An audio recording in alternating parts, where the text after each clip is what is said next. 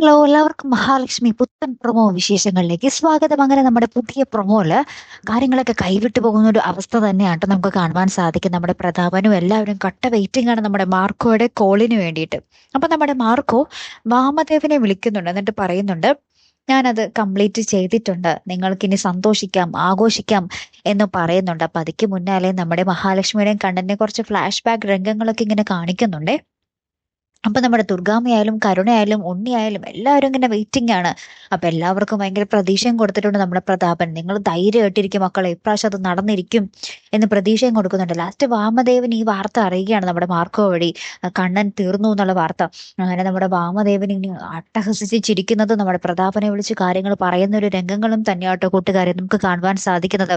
അപ്പൊ എന്താണ് അവിടെ യഥാർത്ഥത്തിൽ സംഭവിച്ചിട്ടുണ്ടാവുക അല്ലെ? ഇനി നമ്മുടെ മാർക്കോ കണ്ണന് പകരം നമ്മുടെ മേഘനാഥനെങ്ങാനും അപകടപ്പെടുത്തിയിട്ടുണ്ടെങ്കിൽ അത് കുറച്ചും കൂടി പൊളിയാകും അല്ലെ?